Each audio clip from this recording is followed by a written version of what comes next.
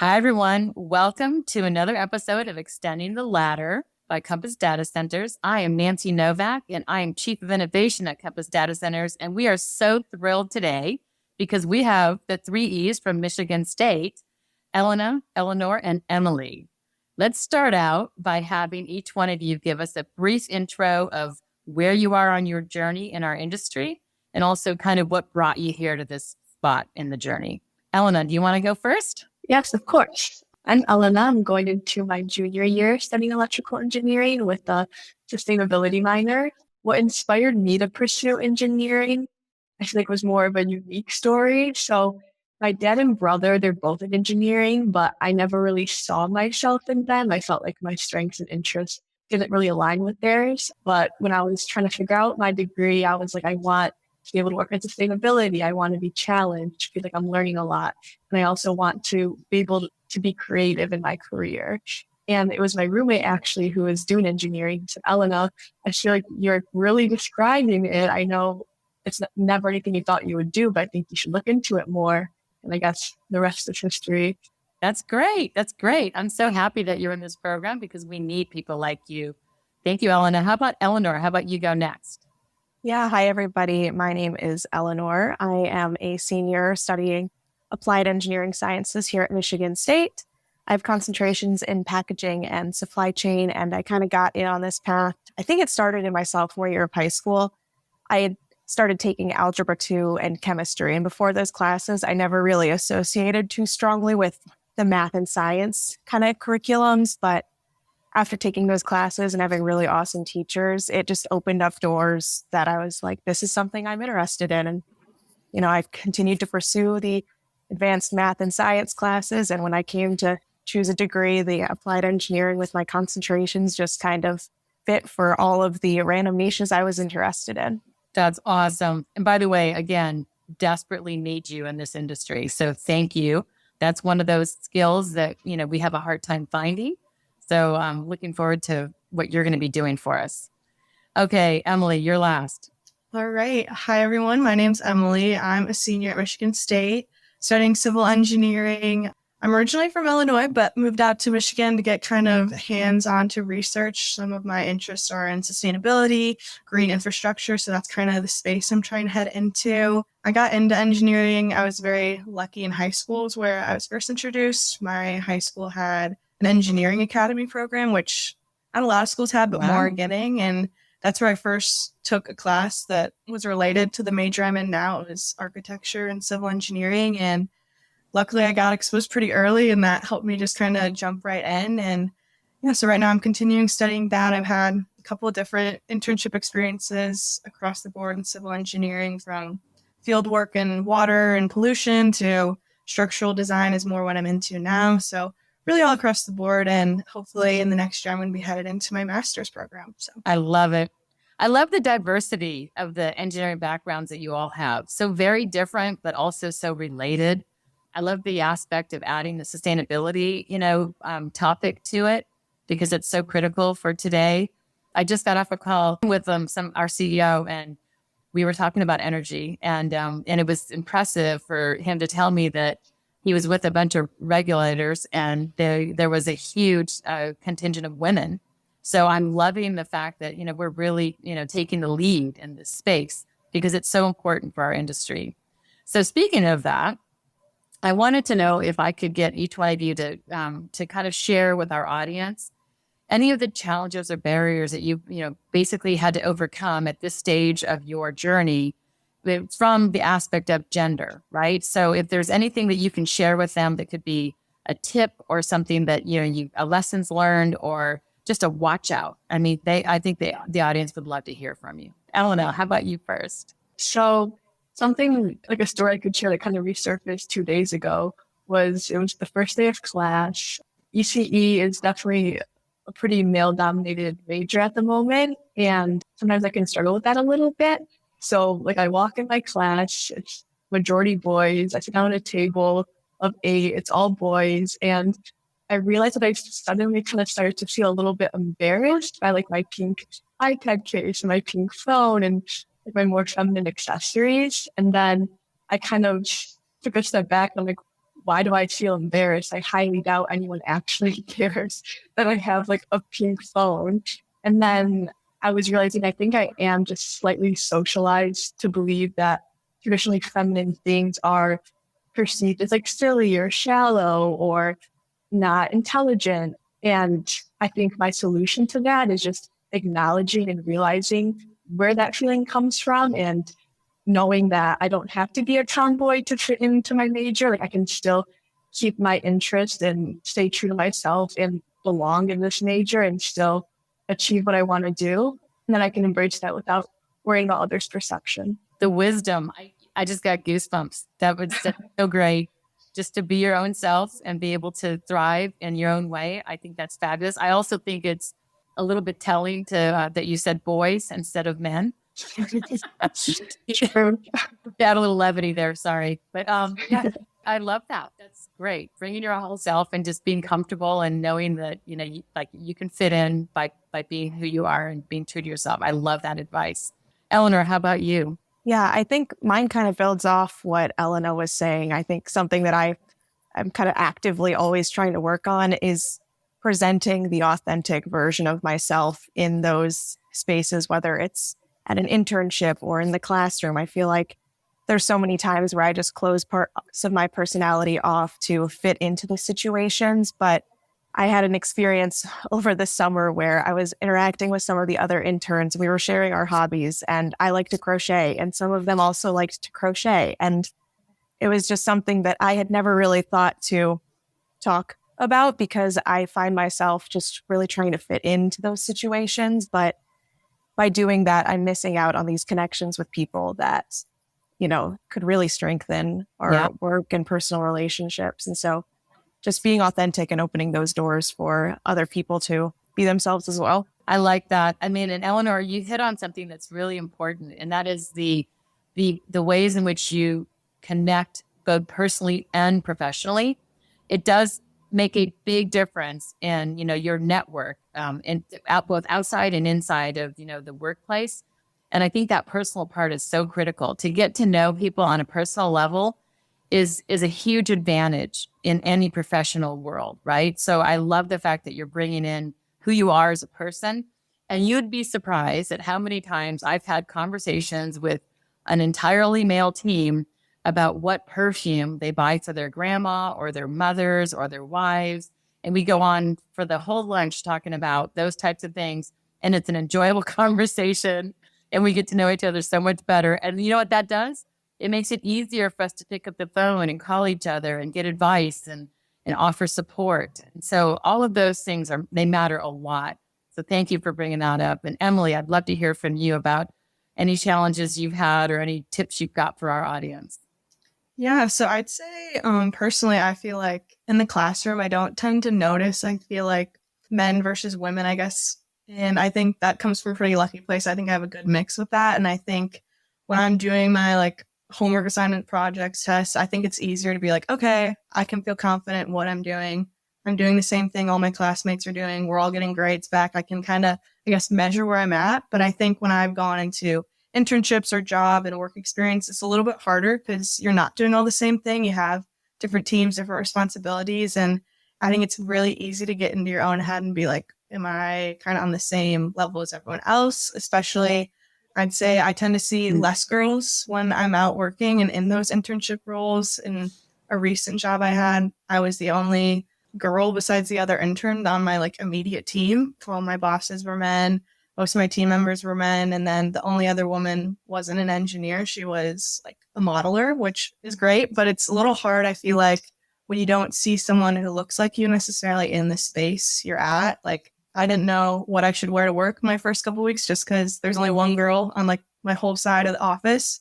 So just little things like that. Sometimes it can be a little challenging to find kind of where you want to go when you haven't seen someone who looks like you taking those steps yet.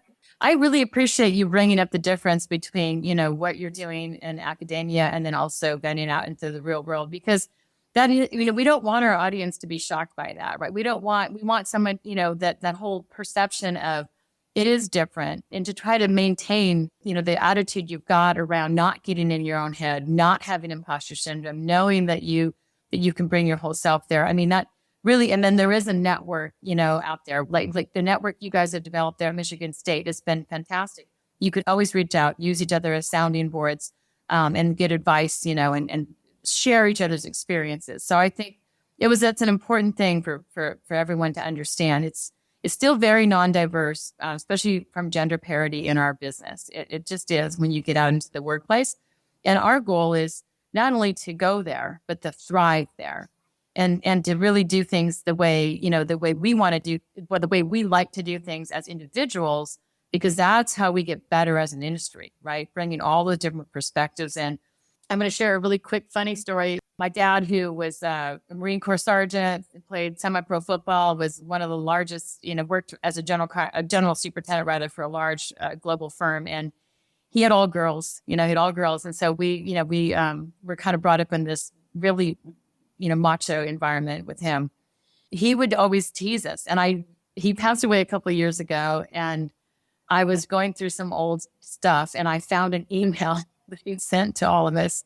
And this is typical. This is so typical for him. And this was probably when he was in his 80s. He sent this email and he went on about this story about an airplane that had a door blow out of it and how it was so challenging, because he was also a pilot and he was explaining in the email the challenge of the pressures and what the pilot would have to do. And he goes on to say, this would have to be a really good old boy pilot who really knew his stuff, and the very last sentence, it says, "Oh, my mistake. It was a female pilot that landed the plane successfully." And he would do that intentionally to kind of poke at us, to say, like, it doesn't matter how much flack you get in the industry, but you know you can do this and excel at it. And he would do that teasingly. But I've been asked over my career, like, how do you face these kinds of and this adversity? And honestly, I'm like, I was set up for it. I was set up for success there. I was like, yeah, there's nothing you're going to say that's going to really bother me because I've already been there, right? So I love it. I love it. That is awesome. Yeah. And I like the humor part too. I think it's good to some a little levity. I would like to hear from each one of you on your perspective on what you think it might take to bring more women into our industry. Because there's a wide variety of roles that we can play, right? And bring them in and keep them and thrive in this industry so that we can achieve better parity and especially gender parity, because we know it's going to make the industry better, right? So much better. And it enriches so many people's lives. And it's such an exciting space to be in, right? So from your perspective, I'm just dying to know at this stage of your journey, what do you think would help us attract, retain, and help women thrive in our industry? We'll go right back around the circle here. Elena, let's hear from you. I think outreach programs and affinity groups truly do make a difference. Just like at the collegiate level, having these support systems all around campus and just like the network of women it creates really makes a difference. Like when I was trying to decide my major, I had upperclassmen to talk to in Society of Women Engineers, and they really inspired me and empowered me to make my major switch. I truly wouldn't be in this major if I didn't have that network. And then that can definitely translate and continue into the professional world. Like I know a lot of companies already have groups for women in their workplace just so that they can support each other and empower each other and have that connection and network. And lifelong friends, I'm sure, Yeah. like variety of, different sectors, but the same industry, right? So good. I mean, I would say even like not just a mentor or, someone who you can bounce things off of, but even advocates, right? That are senior in their position. So I love that. I love it. So Eleanor, what about you? I mean, do you have any, like outside the box kind of ideas about this? Because I'm always trying to think of ways, right? Yeah, I mean, I think just like the sense of community and culture that a company can put forward does so much. I know I have an office job here on campus where we have kind of people from all different academic and gender, race, et cetera, backgrounds. And it's a very tight-knit office just because we all know each other so well and we're there to support each other. And I think, the community that we build there, and I have some friends who are also female engineers in that office. And so we're able to bond over that. But then also there's some who are in like social work and we're able to connect over more like personable topics like that. And just being open to having those conversations and connecting with people on a personal level so that when it comes to, time to get the work done, you feel so much more comfortable being Yeah. able to interact with them. So there it is again. There's that key. Like, I'm really seeing this very strong common thread of this networking, having, like, I used to say, like, I feel like the men have figured this out like years and centuries ago, right? Like the golf course, the hanging out together, the bonding that takes place, and the amazing ideas and decisions that get made through just organic conversation and learning about each other. So I'm seeing this thread, and I believe wholeheartedly it's very, very important. And it needs to get easier for us to do out in our, especially when you get into the workplace, right? Because sometimes, like, I don't know how to golf. I don't know how to golf. So I feel left out sometimes when I know important decisions and good relationships are built on the golf course, right? It takes time to golf. It's like, it's one of the things I've never learned. So how do we get creative around making sure that we can continue that networking that is so critical, right? To get to know people on a personal level. Emily, I'd love to hear from you on your ideas. Yeah, I mean, echoing everything everyone else has already said, but I think having conversations like these ones is key because luckily I've worked at a lot of places and I've been able to find places that are very open and open-minded and have these conversations about women in the workforce. I've had like similar gender microaggression trainings. I've had harassment trainings at work, and those things are great to see, but I know those types of things are getting more and more popular. And I think one of my fears with that is it's going to be another training people click right through and aren't really hearing that message. So I think something that's important is to keep having people have these types of conversations, have those networks, to have them, even if it's not in your team, even if it's at something like Society of Women Engineers or another group or just people in the industry. I think keeping it real, hearing real stories is like the only way it really connects with people and leaves that impact. So people aren't just like, yep, that's more women should be in engineering. I know that. That's cool. Yeah. Yeah. No, that's a good point to say, like, we want it to be something that's genuine, that really does make it, move the needle for us. And it's not easy. It's hard because it takes effort. We're all very busy doing what we do, either for a living or in our studies and, in our personal lives. And so for us to really be able to do this kind of networking that helps in a very meaningful way. And it takes, when I say it takes time, not just time out of your every day, but it takes years to nurture and develop some of those relationships that you may not really see the fruition of, all of the work you're doing until years later. But knowing that, that opportunity is always going to be there.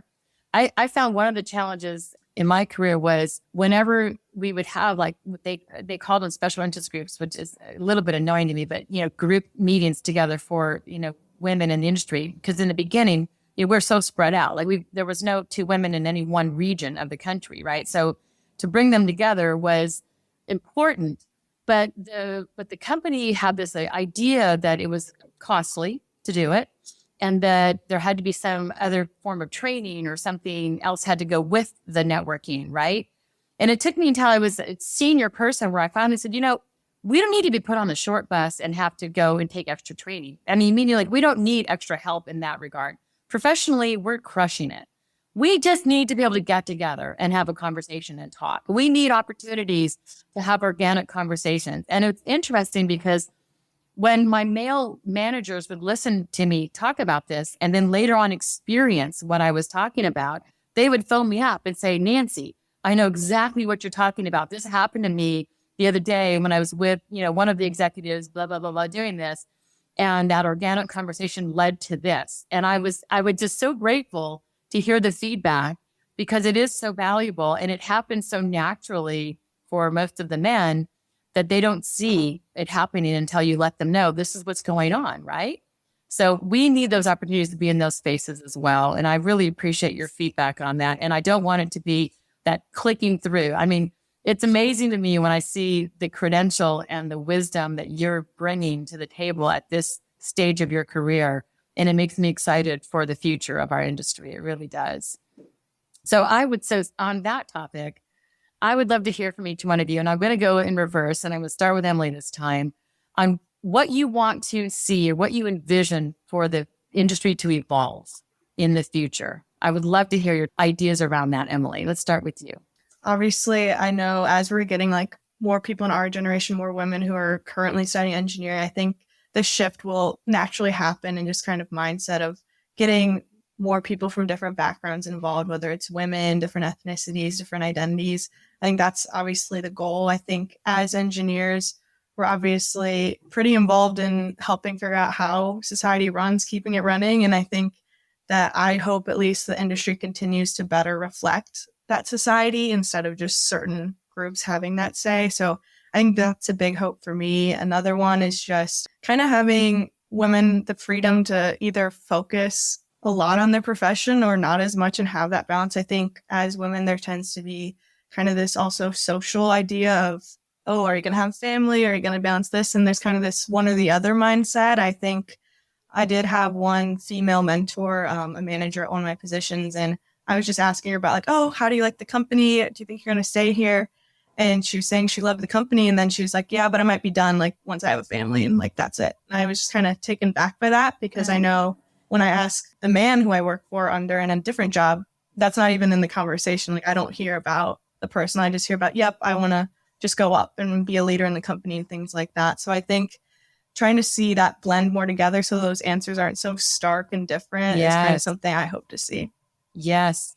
I think you're onto something there. I really do. I do believe that as we achieve more parity, you will get the freedom for both men and women to feel okay about decisions during moments of time in their lives and, career trajectory versus personal life versus balancing. And it won't be so stark that, one only thinks of it this way and the other thinks of it another way. I think it would happen, like you said, it'll evolve into that. But it won't evolve into that unless we start to achieve more parity, right? Because there's a lot of men who also want the freedom to be able to choose on, how much they want to spend on careers. And there's a book called Getting to 50-50. It's an older book, but it's a really good one about the parity in the workplace and the empowerment and the freedom it gives, people to be able to make decisions and have more independence. I truly believe what you said, Emily, was the important part is to have the choice, number one, and then to feel good about that choice. I think those are really important. So thank you for those thoughts. And Eleanor, let's hear from you about, what you think the future of the business could look like. Yeah, I think I really hope that in the future we kind of give opportunities for everyone to just face the biases, either internally or externally, that they're presented with. I think, internally, imposter syndrome is something that a lot of people in general deal with. It's something I know I deal with. A lot of people in Society of Women Engineers, which is another club that I'm a part of, like that is a big topic that we touch on all the time. And so facing that internally and then also being able to kind of externally touch on it. So when you're facing any type of like minor microaggressions, discrimination based on however you identify, being able to kind of understand that that is what is happening and being able to then take action to kind of correct the action so that you can kind of move forward. And I hope the awareness, right? The awareness about it.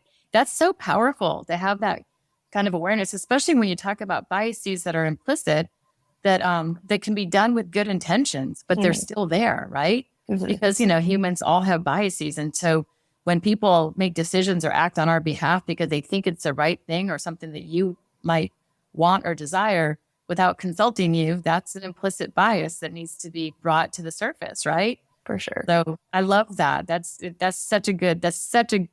It's such a wonderful idea for us to really bring that awareness about in the future of our industry so that we can address those issues head on. I really think that's a good aspiration, Eleanor.